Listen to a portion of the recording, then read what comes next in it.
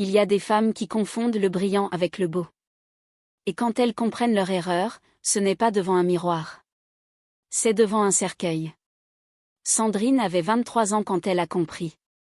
Agenouillée dans la terre rouge de Nkola, les habits sales, les mains vides, devant une tombe fraîche qui sentait encore la pluie. À côté d'elle, sa mère debout, qui ne pleurait plus depuis 2 heures. Derrière elle, une chambre en briques rouges, petite, propre, avec une porte en bois neuf que son père avait construite pour elle pendant qu'il mourait. Brique par brique. Avec l'argent de ses médicaments. Elle n'avait pas pu lui dire au revoir. Pas parce qu'elle était loin.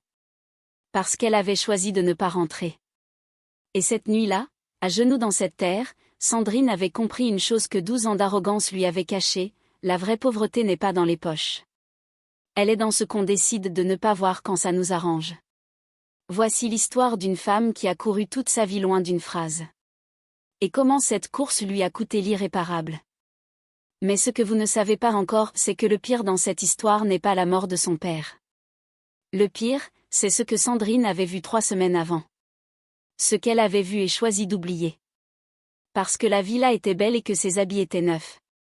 Pour comprendre Sandrine, il ne faut pas commencer par Sandrine. Il faut commencer par Crépin. Crépin avait 21 ans, une bourse de 130 000 francs, et un père maçon qui lui envoyait des messages chaque dimanche. « Fils, tiens bon. » C'était le genre de garçon qui mange froid pour payer ses photocopies. Il avait tenu jusqu'à Sandrine. En 6 semaines, la bourse avait disparu. En 2 mois, il avait arrêté les cours. Son père avait arrêté les messages. Il y avait aussi le foyer de Mama Grace, 2 enfants, un mari à l'usine de Douala, un mariage de 8 ans. Sandrine était passée par là comme une allumette dans un champ sec. 3 mois après leur première conversation, le mari était parti. Mama Grace vivait seule maintenant, les yeux du genre qu'on ne trouve que chez ceux qui ont pleuré trop longtemps pour pleurer encore. Sandrine avait fait tout ça. Et elle marchait dans le village comme si le sol lui appartenait. Les habits repassés, le parfum fort, le téléphone toujours à la main. Pendant que son père papa Théodore, 58 ans, diabétique, les pieds qui enflaient dans ses sandales attendait que sa fille envoie quelque chose pour les médicaments. Elle envoyait des promesses. Papa, le mois prochain. Le mois prochain n'arrivait jamais. On dirait qu'elle a honte d'être normale. Mais pour comprendre pourquoi la pauvreté lui brûlait la peau à ce point, il faut remonter à une seule scène. Une scène que Sandrine n'avait racontée à personne. Pas même à sa mère Mama Rosette. Sandrine avait 14 ans. Fête de fin d'année scolaire. Une robe du marché aux friperies, repassée 2 fois, avec un tissu cousu à l'encolure pour cacher l'usure. Elle pensait que ça ne se voyait pas. Il s'appelait Joël. Fils du percepteur des impôts, chemise repassée tous les jours, sandwich au poulet à la récré. Sandrine l'aimait depuis 2 trimestres. Le genre d'amour qui fait mal dans la poitrine quand l'autre entre dans une pièce. Elle lui avait glissé un mot plié, « Je t'aime bien. Tu veux qu'on se parle ?» Le jour de la fête, il l'avait trouvée près de la table des jus. Il l'avait regardée de la tête aux pieds. Puis il avait dit, pas méchamment, juste pour informer, ce qui était pire, « Ma mère dit que je dois fréquenter des filles de mon niveau. Toi tu es bien, mais, tu sens la pauvreté. » Il était reparti rejoindre ses amis. Sandrine n'avait pas pleuré. Elle avait souri, pris un verre de jus, et était restée debout jusqu'à la fin de la fête. Ce soir-là, dans le noir de sa chambre, elle avait pris une décision simple et terrible, plus jamais personne ne la regarderait de haut. Pas de larmes. Pas de crise. Juste une porte qui se ferme de l'intérieur. Seul un homme bête croit qu'une femme silencieuse a accepté. Sandrine n'avait rien accepté. Elle avait commencé à calculer. Et 9 ans plus tard, ce calcul l'avait menée à Douala, dans une boutique de Sandaga, un mardi matin de mars, le jour où un homme en costume gris était entré chercher un cadeau pour une amie. Ce qu'elle ne savait pas encore, c'est que sa mère connaissait cet homme. Qu'elle l'avait connu 15 ans avant. Et qu'elle avait prié pendant des semaines pour se tromper. Elle ne se trompait pas. Armand Bécolo était entré dans la boutique sans chercher à impressionner. C'est ça qui l'avait rendu dangereux. Les hommes qui cherchent à impressionner, Sandrine savait les lire et les vider en 3 semaines. Armand, lui, n'avait rien à prouver. 42 ans, costume gris clair, montre qui coûtait plus que 5 ans de son salaire, sourire de quelqu'un qui sait exactement ce qu'il fait. Sandrine ne l'avait pas dragué. Elle l'avait aidé avec compétence, recommandé le bon tissu, donné son avis avec une franchise tranquille. Et quand il était reparti, elle avait glissé dans le sac cadeau son numéro sur un petit papier, juste sous le reçu. Pas de message. Juste le numéro. Il avait appelé 3 jours après. Premier restaurant à Bonangeau. Sandrine avait compté les signes comme elle comptait toujours les serveurs qui approchaient sans qu'ils lèvent la main, la façon de payer sans regarder l'addition, le pourboire laissé sans y penser. Elle avait souri. Elle avait écouté. Elle avait posé exactement les bonnes questions. En rentrant à Bépanda ce soir-là, elle avait envoyé un message à sa cousine, « Je crois que j'ai trouvé ».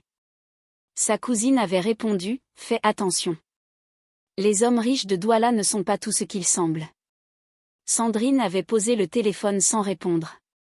On dirait qu'elle a honte de réfléchir.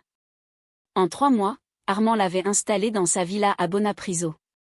Chambre climatisée, garde-robe refaite, voiture disponible. Sandrine avait envoyé une photo à ses amis du village, la terrasse, la piscine, le coucher de soleil. 23 réponses en 1 heure. Sa mère Mama Rosette avait reçu la même photo. Elle n'avait pas répondu. Elle avait regardé la photo longtemps. La terrasse. Les palmiers. Et à l'arrière-plan, visible derrière une fenêtre du premier étage, une porte. Peinte en noir. Différente de toutes les autres portes de la maison. Mama Rosette avait fermé les yeux. Elle connaissait cette maison. Pas de photo. De mémoire. Mais il y avait autre chose dans cette villa que Sandrine avait remarqué dès la première semaine et qu'elle avait choisi de ranger dans la partie de sa tête réservée aux choses qu'on ne regarde pas. Armand ne dormait jamais entièrement. Elle se réveillait parfois à 2 heures et le trouvait assis au bord du lit, les yeux ouverts, tourné vers la fenêtre. Quand elle lui touchait l'épaule, il se retournait et souriait. Le sourire était normal. Les yeux avaient une fraction de seconde de retard, comme si quelque chose d'autre regardait à travers eux et mettait un moment à se souvenir de sourire. Elle s'était dit, les hommes riches ont des insomnies. Elle avait raison. Et elle avait complètement tort. Et puis il y avait la porte noire au premier étage. Sandrine l'avait remarqué dès le premier jour. 2 cadenas, un en haut, un en bas. Elle avait posé la question naturellement. Armand avait répondu sans s'arrêter de marcher, débarras. Des archives professionnelles, un désordre impossible. Elle avait ri. Ils étaient passés à autre chose. Mais un débarras de dossier n'a pas besoin d'être fermé de l'intérieur. Sandrine le savait. Elle avait vu. Et elle avait choisi de ne pas savoir. Ce choix-là, ce choix précis, fait un mercredi matin en passant dans le couloir, c'est lui qui allait tout détruire. Dans 2 semaines, quelqu'un allait glisser quelque chose sous la porte de sa chambre. Un papier. Avec 2 informations dessus. Et ces 2 informations allaient remonter toute la chronologie de sa vie comme on remonte une fermeture éclair, d'un seul coup, tout se referme, et on voit enfin la vraie forme de ce qu'on portait. La belle vie avait une texture particulière. Lisse en surface. Étrange en dessous. Et plus les semaines passaient, plus Sandrine apprenait à ne pas regarder en dessous. Elle avait développé un talent nouveau, sourire au bon moment, parler de la bonne chose, orienter les conversations loin des questions qui faisaient mal. Ce talent-là, elle ne l'avait pas appris à Sandaga. Elle l'avait appris dans cette maison. Seule une femme qui commence à avoir peur apprend aussi vite à faire semblant. Ça faisait 3 mois maintenant. 3 mois qu'elle dormait dans cette villa. Et voilà ce qu'elle avait collecté sans le vouloir, sans chercher, juste en vivant dans les mêmes murs qu'Armand. Les rêves avaient disparu dès la 2e semaine. Sandrine avait toujours rêvé des rêves intenses, parfois confus, mais présents. Depuis cette maison, rien. Un sommeil plat, sans image, sans son. Elle se réveillait avec la sensation étrange d'avoir été absente d'elle-même pendant la nuit. Comme si quelqu'un éteignait une lumière à l'intérieur et oubliait de la rallumer complètement. Elle s'était dit, c'est le confort. Le matelas est trop bon. Seule une femme qui refuse de réfléchir peut croire ça. Il y avait aussi les matins. Sandrine avait toujours eu une peau qui brillait, c'était son seul luxe gratuit au village, se trouver belle. Depuis 6 semaines, le miroir lui montrait autre chose. Pas dramatiquement. Progressivement. Le teint qui perdait son éclat comme une bougie qu'on baisse lentement. Les yeux moins présents. Et ses mains de 23 ans qui avaient l'air d'avoir 10 ans de plus aux articulations. Elle ne l'avait dit à personne. Surtout pas à Armand. Et puis il y avait eu ce mardi, celui qu'elle n'avait pas oublié et qu'elle n'arrivait plus à expliquer. Elle revenait du marché plus tôt que prévu. Elle était montée directement à l'étage. Et dans le couloir, devant la porte noire, elle avait vu Armand de dos, la tête inclinée, qui parlait à voix très basse contre le bois. Pas au téléphone. Pas à quelqu'un visible. À la porte. Ou à ce qu'il y avait derrière. Elle avait entendu 3 mots avant de se figer. Ce soir. Elle dort. Puis il s'était retourné. Il l'avait vue. 2 secondes de silence absolu. Puis son visage s'était déplié en grand sourire chaleureux. Tu es rentré tôt. Comment c'était? Il l'avait embrassée sur le front et descendu l'escalier en sifflotant. Sandrine était restée debout dans le couloir. Elle avait regardé la porte noire. Longtemps. Puis elle était descendue, avait posé ses courses dans la cuisine, et n'avait pas posé de questions. Lorsque la tête est vide, la bouche reste fermée sur les mauvaises choses et ouverte sur les bonnes. Sandrine avait demandé ce qu'il voulait manger ce soir. Ce qu'elle ne savait pas, c'est que 2 jours plus tard, en plein jour, avec Armand juste derrière elle, la porte noire allait s'ouvrir. Pas parce qu'elle l'aurait cherché. Par accident. Et cette fois, il n'y aurait pas moyen de ne pas voir. C'était un jeudi après-midi. Un livreur avait sonné à la grille. Armand était descendu ouvrir. Sandrine passait dans le couloir du premier étage avec du linge et la porte noire était entr'ouverte. Pas grande ouverte. Juste entr'ouverte. Le cadenas du bas pendant, déverrouillé. Sandrine s'était arrêtée. Son cœur battait trop fort pour une femme qui se disait qu'il n'y avait rien d'inquiétant. Elle aurait dû continuer. Elle aurait dû poser le linge et descendre rejoindre Armand. Elle avait poussé la porte. La pièce était petite. Une fenêtre obstruée par un tissu épais. Une table basse avec des objets qu'elle ne voulait pas regarder de trop près. Et dans le coin, sur un matelas posé directement sur le sol, une femme. 40 ans, peut-être moins, peut-être plus. Un visage qui avait été beau et qu'on avait usé. Elle était réveillée. Elle regardait Sandrine, pas avec surprise. Avec la résignation de quelqu'un qui a arrêté d'espérer que les choses changent. Sandrine avait ouvert la bouche. Rien n'était sorti. La femme avait dit, « Tu t'appelles comment ?»« Sandrine. »« Moi c'est Evelyne. »« Ça fait combien de temps que tu es là ?»« 4 mois. » Evelyne avait fermé les yeux une seconde. Quand elle les avait rouverts, il y avait de la pitié dedans. Pas pour elle-même. Pour Sandrine. « Moi ça fait 3 ans. » Le sol avait bougé. Pas physiquement. Mais tout ce que Sandrine tenait debout, la belle vie, le bon choix, la preuve qu'elle avait eu raison, avait bougé d'un coup comme une table qu'on tire par la nappe. Elle avait voulu dire, « Tu mens, tu es folle », il m'aurait dit. Elle n'avait rien dit parce qu'au fond elle savait déjà. Elle savait depuis le mardi du couloir. Depuis les cadenas. Depuis les nuits sans rêve. Elle avait juste choisi de ne pas savoir. « Regarde tes mains », avait dit Evelyne. Sandrine avait regardé ses mains. Il prend. Pas avec la violence. Autrement. Et plus tu restes, moins il reste de toi. Evelyne avait regardé ses propres mains à elle, les veines trop visibles, la peau qui semblait trop grande pour les os en dessous. Avant toi il y en avait une autre. Elle s'appelait Marie-Claire. Elle est restée jusqu'au bout. Elle n'avait pas fini la phrase.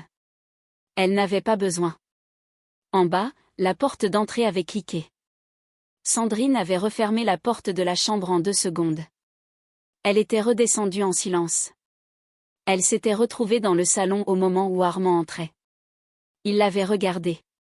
Elle avait souri. Il s'était dit bonsoir comme n'importe quel couple normal.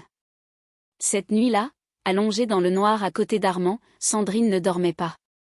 Elle regardait le plafond et elle pensait à une seule. Evelyne lui avait dit de partir. Mais Evelyne ne lui avait pas dit le plus important. Elle ne lui avait pas dit pourquoi elle-même n'était pas partie. 3 ans. Evelyne était là depuis 3 ans. La porte n'était pas toujours fermée à double cadenas. Sandrine avait vu le cadenas du bas ouvert cet après-midi. Ce qui voulait dire qu'Evelyne avait parfois la possibilité de sortir. Et elle ne sortait pas. Pourquoi ? Ce qu'elle allait découvrir le lendemain matin allait transformer cette question en quelque chose de bien plus sombre. Parce que la vraie réponse n'était pas dans la chambre noire. Elle était dans le salon d'Armand. Dans un cadre photo que Sandrine passait devant chaque matin sans jamais vraiment regarder. Le lendemain matin, Armand était sorti tôt. Sandrine avait attendu d'entendre la voiture s'éloigner. Elle avait compté jusqu'à 100. Puis elle était descendue dans le salon. Il y avait 6 cadres photos sur le mur principal. Elle les avait regardés des dizaines de fois sans vraiment les voir, des photos décoratives, pensait-elle, ce genre d'hommes riches qui mettent des paysages et des portraits artistiques pour faire sérieux. Ce matin-là, elle les avait regardés vraiment.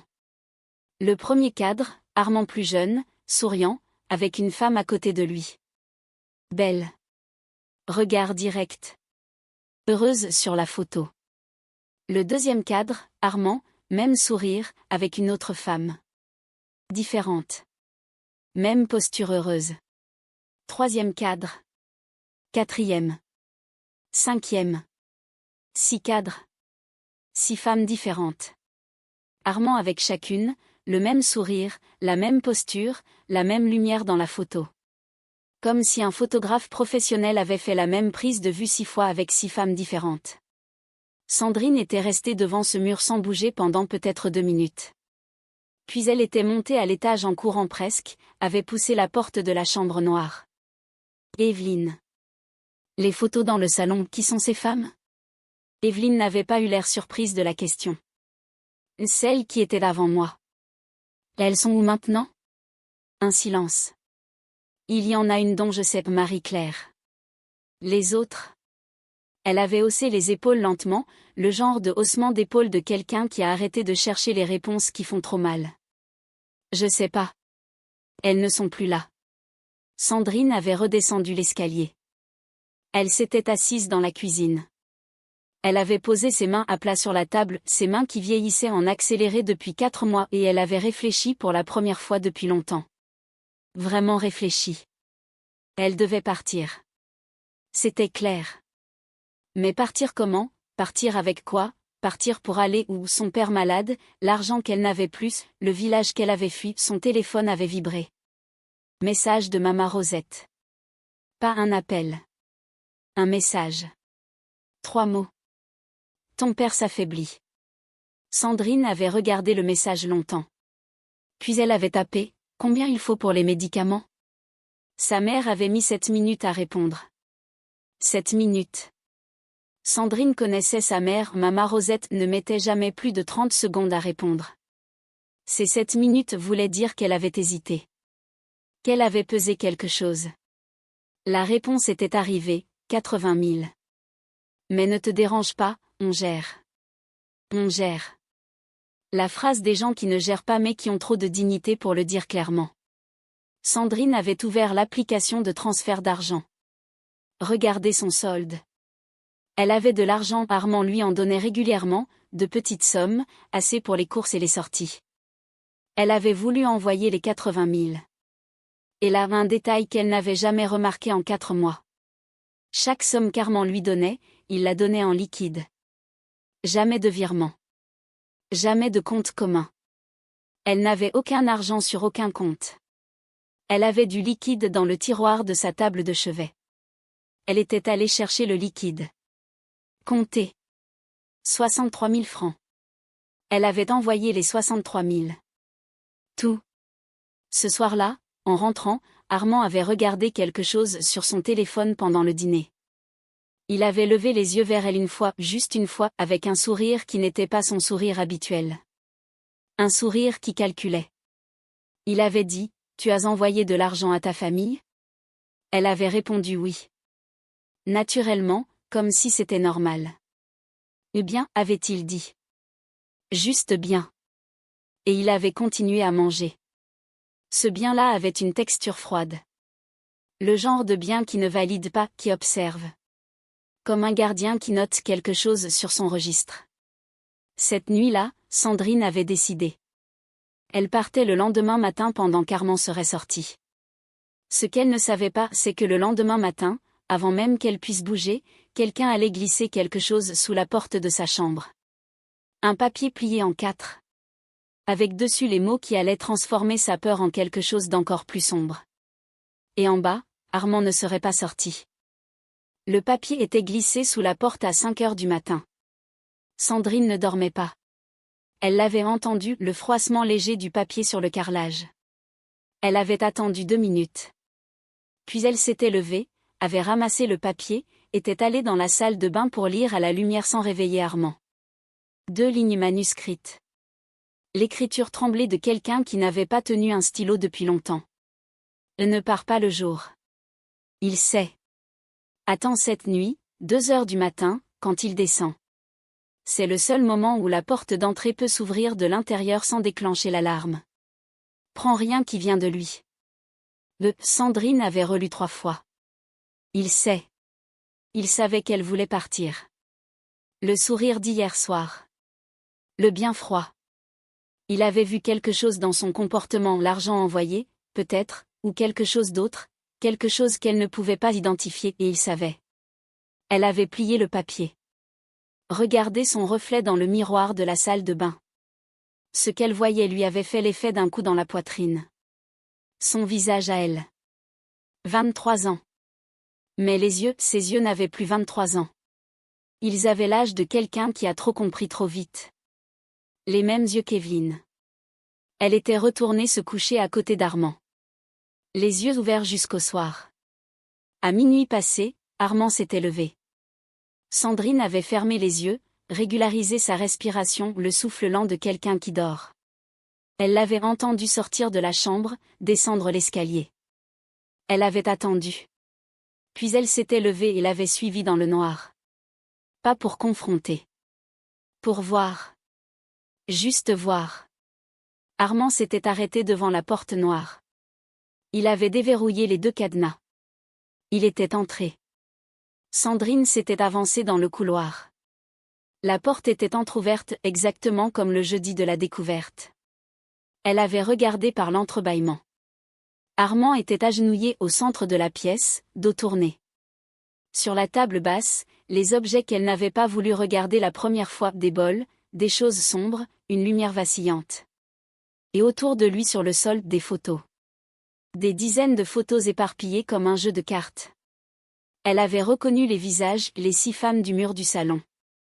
Et parmi elles, une photo qu'elle connaissait. Sa photo à elle. Celle qu'elle avait envoyée à ses amis depuis la terrasse, avec la piscine et les palmiers. Imprimée. Posée là parmi les autres. Evelyne était assise dans le coin, contre le mur, les genoux remontés contre la poitrine. Quand elle avait vu Sandrine dans l'entrebâillement, elle avait juste levé une main imperceptiblement. Recule. Ne fais pas de bruit. Sandrine avait reculé dans le couloir. Elle était redescendue dans sa chambre. Elle avait pris la valise de son arrivée, sa valise d'avant, celle du village, rangée sous le lit. Elle avait mis dedans ses 3 habits du village, sa pièce d'identité, son téléphone. Et elle avait attendu 2 heures du matin. Quand le couloir s'était rallumé, Armand qui remontait de la cuisine après être descendu, le moment dont parlait Evelyne, Sandrine avait traversé le couloir, descendu l'escalier, traversé le salon, ouvert la porte d'entrée. L'alarme n'avait pas sonné. Elle était sortie dans la nuit de Bonaprisot. Pieds nus sur le goudron tiède. Elle avait marché jusqu'à la route principale, arrêté un taxi.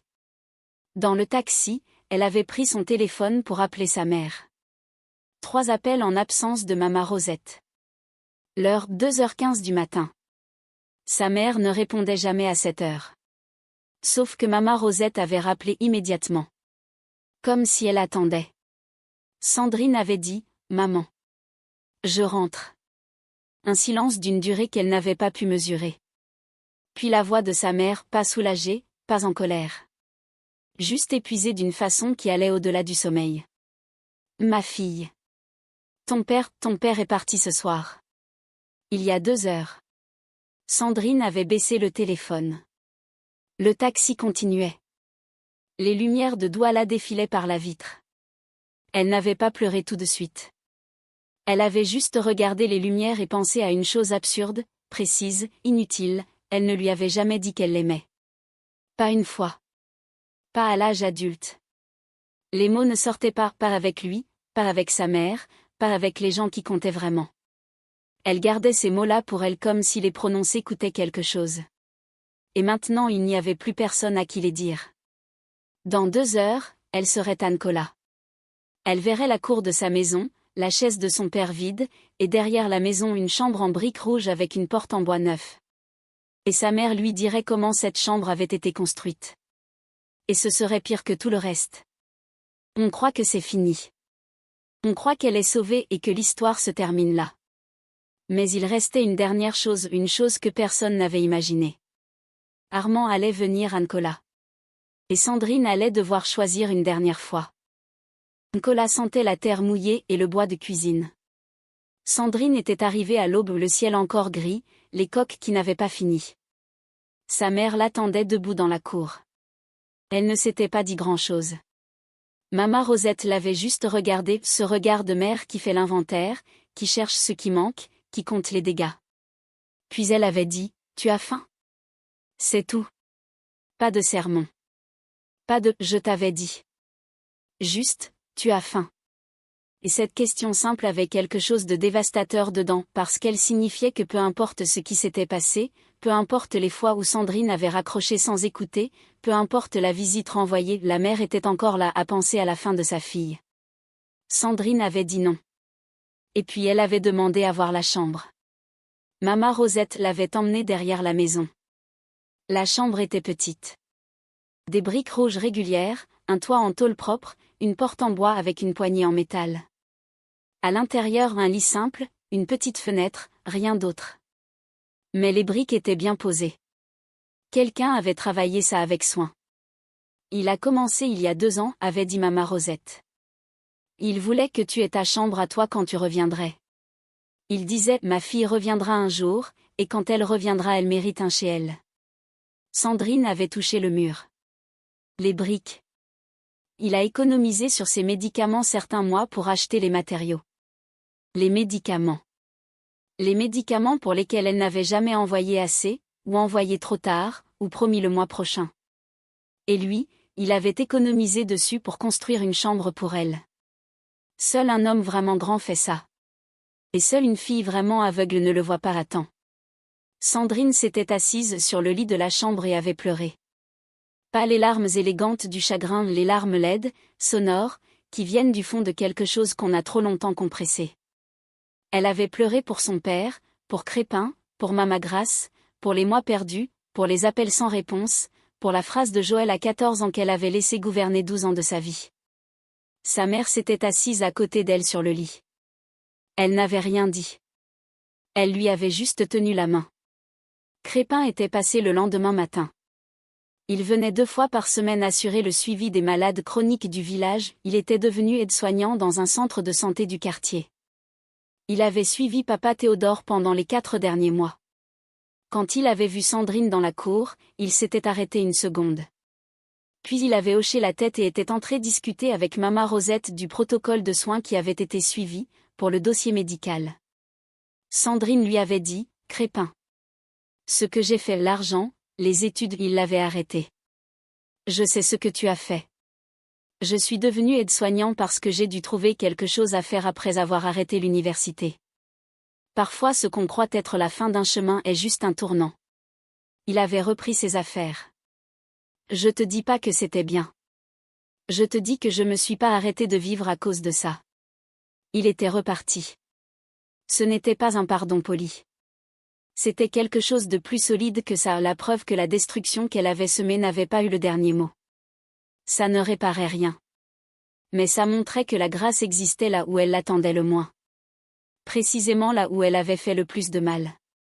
Le 12e jour après son retour, un homme inconnu s'était présenté au portail. Bien habillé, inconnu, sourire professionnel. Il avait dit qu'il avait un message d'Armand Bécolo. Que la situation pouvait s'arranger. Que Armand comprenait qu'elle avait eu peur, que c'était un malentendu, qu'il voulait juste lui parler. Mama Rosette était venue se placer à côté de Sandrine dans l'embrasure de la porte. Sandrine avait regardé l'homme. Elle avait pensé à la photo d'elle parmi les autres photos sur le sol. Elle avait pensé aux yeux d'Evelyne. Elle avait pensé à la chaise vide dans la cour. Elle avait dit, dis-lui que je suis chez moi. Elle avait refermé le portail. L'homme était reparti. Armand ne revint plus.